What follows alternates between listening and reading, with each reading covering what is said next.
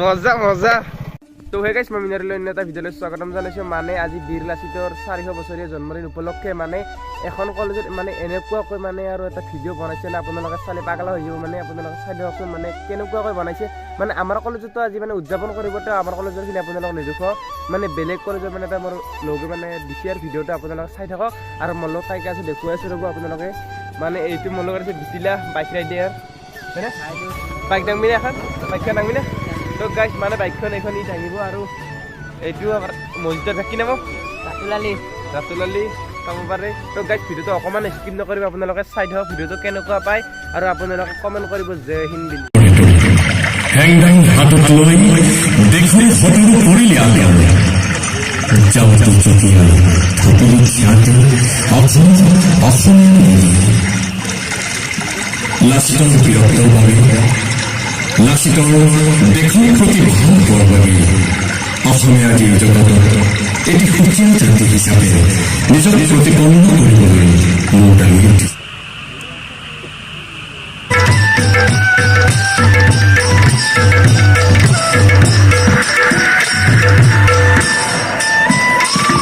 অসমত একমাত্ৰ উপযুক্ত নায়ক আজি তুমি তোমাৰ হাততে মই এক গুৰুভাৰ অৰ্পণ কৰিলো পৰম পবিত্ৰ এই হেংদাঙৰ সহায়েৰে অসমীয়া জাতিৰ মৰ্যাদা তুমি ৰক্ষা কৰিবা অসমৰ পূৰ্ণ স্বাধীনতা তুমি পুনৰ ঘূৰাই আনিবা মই তোমাক বৰফুকনৰ বাপ দিলো অসমৰ প্ৰধান শত্ৰু বিদেশী মোগলক কামৰূপৰ পৰা আঁতৰ কৰি তুমি কামৰূপ শাসন কৰিবা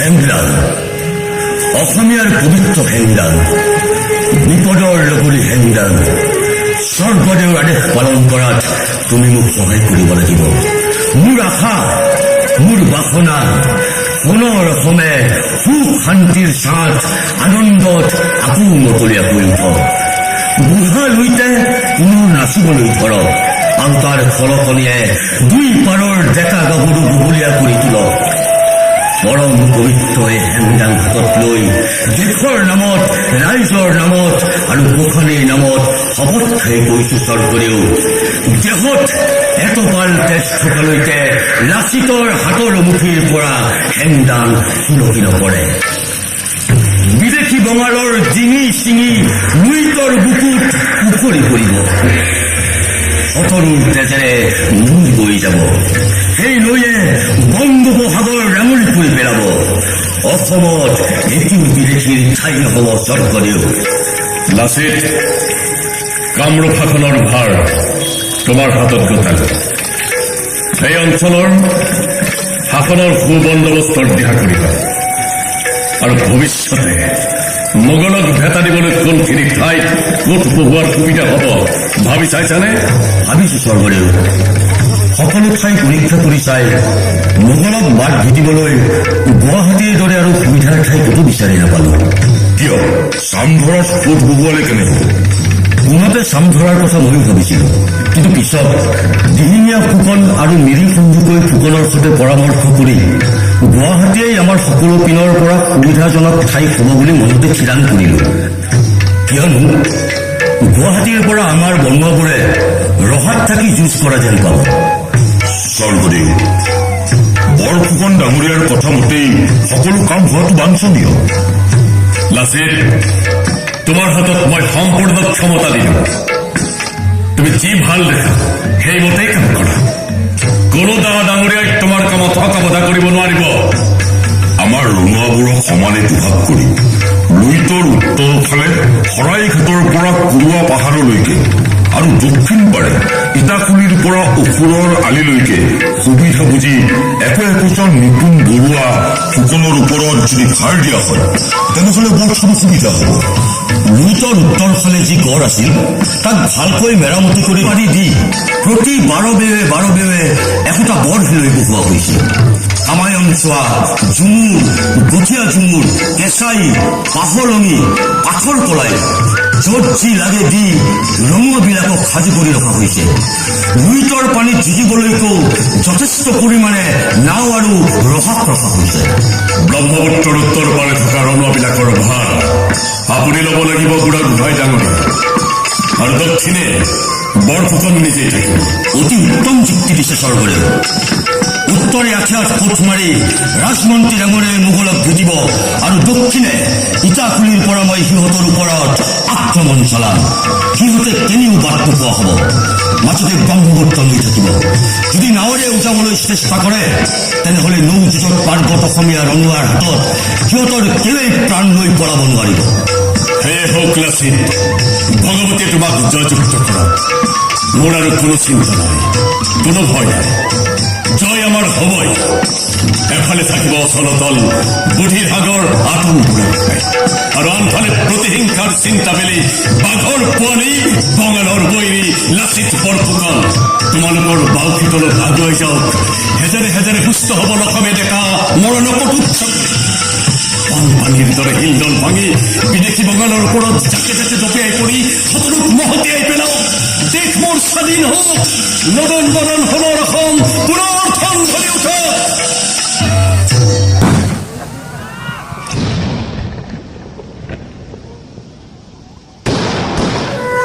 কেনেকৈ স্বৰ্গদেউৰ গৌৰৱ ৰক্ষা কৰোঁ, কেনেকৈ এই নিচলা অসমীয়া জাতিক ৰক্ষা কৰোঁ। স্বৰ্গদেউৰ হেণ্ডামচি শপত কৰিছিল, আশীৰ্বাদ কৰিবা গোসানী। জীৱন দি হ'লেও যেন মোৰ সোণৰ অসমক শত্ৰুৰ হাতৰ পৰা উদ্ধাৰ কৰিব পাৰোঁ।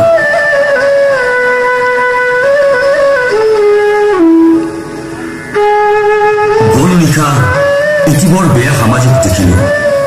সামাজিকৰ কথা মনত পৰিলে গোটেইটো গা চিকাৰ খাই উঠে। মোগলৰ সৈতে যুঁজ লগা দেখিছিল হ'বনে? যুঁজ নহয় চূড়ামণি। কিয় দেখিছিল কওকচোন? গ্ৰহৰ কিবা দুখ দেখিলে পূজা পাতল দিব লাগিব।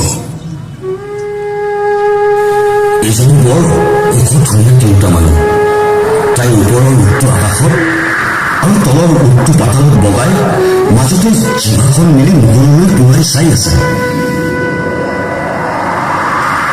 আৰু তাইৰ সৌ দাঁতিতে অসমীয়া সেনাপতি আৰু ৰঙুৱাবিলাক আছে। বাৰু কোৱাচোন, এনে সামাজিক দেখাৰ কাৰণ কি? বৰ সেনাপতি, আমাৰ কাৰণে সামাজিকৰ ফলাফল বৰ মংগলজনক। মংগলজনক? এৰা, আমাৰ স্বৰ্গদেউ ঈশ্বৰৰ জয় আৰু মোগলৰ ধ্বংস হ'ব। সামাজিকেও কৈছে জয় আমাৰেই হ'ব, মোগল ধ্বংস হ'ব। ধ্বংস কৰিব কোনে? শত্ৰুক নিপাত কৰিবলৈ এই লাচিত বৰফুকনৰ ওপৰতেই ভাৰ পৰিছে। লাচিত বৰফুকন, লাচিত বৰফুকন, লাচিত বৰফুকন, লাচিত। স্বৰ্গদেৱে তোক পৰীক্ষা কৰি চাইছিল, তই উত্তীৰ্ণ হৈছিলি। এইবাৰ তোক গোসানীয়ে পৰীক্ষা কৰিছে।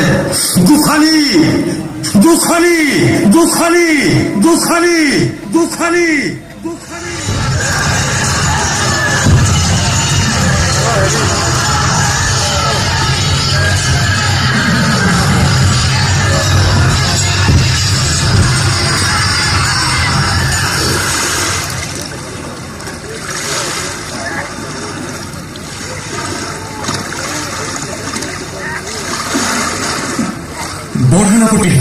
বৰসেনাপতি, আমাৰ মানুহৰ মুখত থকা ৰঙাবিলাকে ৰামসিংহক ভেটা দিছিল, কিন্তু একো সুবিধা কৰিব নোৱাৰিলে।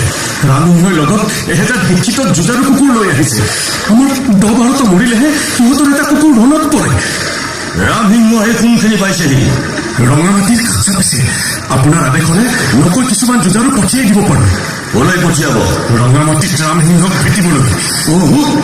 তাৰ পৰা একো ফল নহ'ব। বানাহাত আমাৰ নিচেই কম ৰঙা আছিল কাৰণে পিছুৱাই আহিব লগা হ'ল। ময়ো তাকেই বিচাৰিছোঁ। নিৰীক্ষণ বৈঠকত ৰামসিংহ বিনা বাধাই আগুৱাই আহিবলৈ ধৰিছে। আহিবলৈ দিয়া। তাৰ পৰা জানো আমাৰ কিবা সুবিধা হ'ব?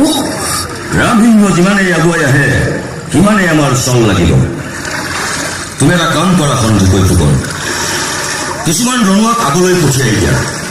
সিহঁতক এনে ঠাইত থাকিবলৈ ক'বা যাতে ৰামসিংহই বৰ বঢ়িয়াকৈ দেখা পায় অথচ মোগলৰ কামানিও ঢুকি নাপায় আৰু বৰশিলেও সিহঁতক চেৰাই যায়।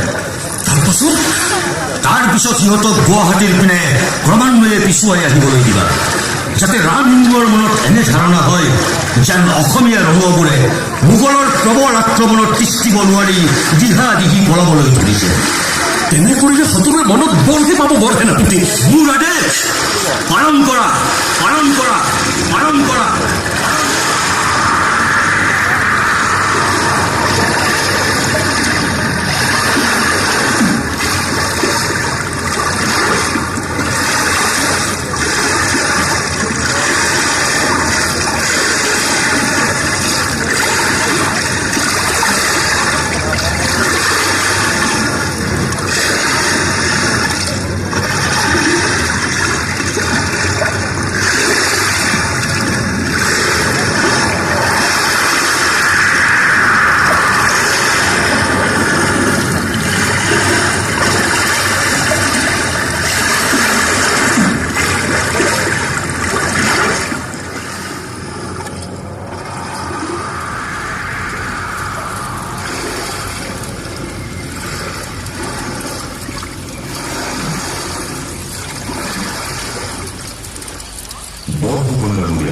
ৰামসিংহ আহি গুৱাহাটীৰ ওচৰ পালেহি।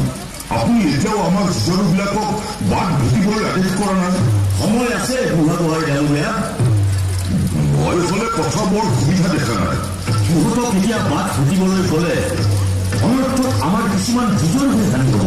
যুঁজ নকৰাকৈ দেশখন এৰি দিবনে? মোগলৰ পুৰুষ ছোৱালী সেনাৰ আগত আমাৰ ৰঙৈ বেছি পৰ চলিব নোৱাৰিব বুঢ়াগোহাঁই ডাঙৰীয়া। গড়ৰ ভিতৰৰ পৰাই আমি যুঁজ চলাব লাগিব। কোনখিনিতে সিহঁতক ভেটিবলৈ মন কৰিছে? শৰাইঘাটতেই ৰামসিংহৰ ৰণৰ আগতে অসমীয়া যুঁজাৰুৰ শক্তি পৰীক্ষা কৰা হ'ব। শৰাইঘাটৰ ৰণেই অসমৰ ভৱিষ্যত নিৰ্ণয় কৰিব।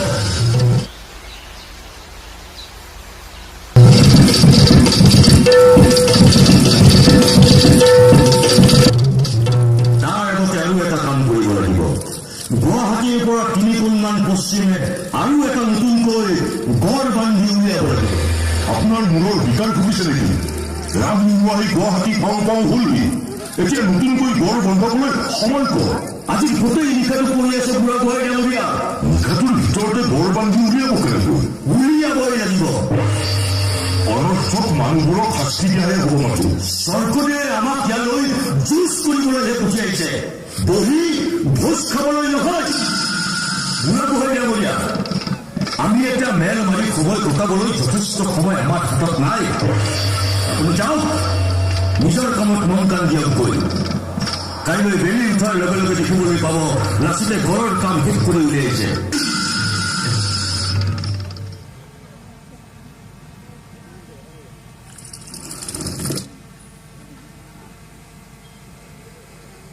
পবিত্ৰ নামত কলংকৰ কলা চিতা পেলাব।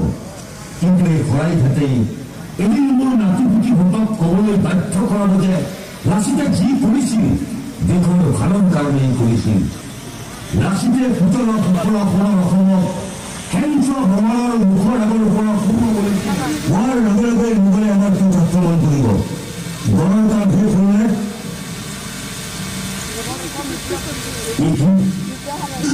এতিয়াও অস্ত্ৰেপাত ঘৰত ভুল নাই।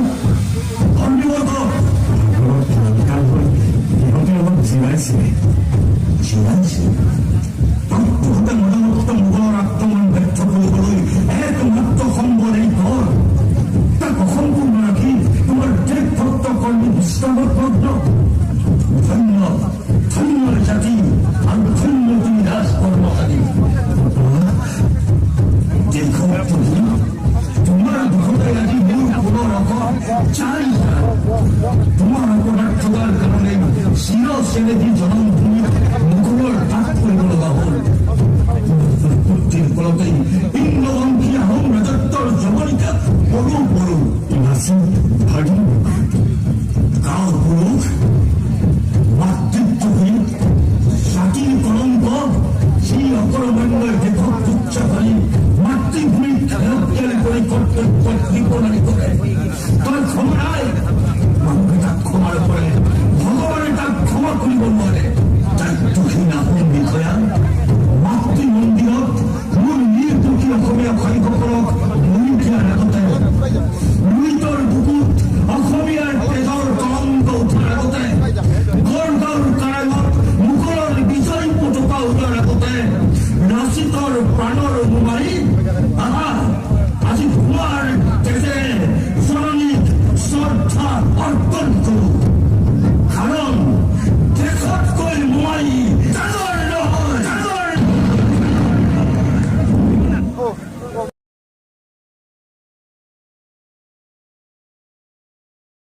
আপন যদি যাব লাগে সবাই ভালো লুই পড়ার দেখা বন্ধু কথা কি করে আপন যদি যাব লাগে সবাই থাকলে লুই পড়ার দেখা বন্ধু কথা কি করে আপন যদি যাব লাগে সবাই থাকলে লুই পড়ার দেখা বন্ধু কথা কি করে কথা কি করে কথা কি করে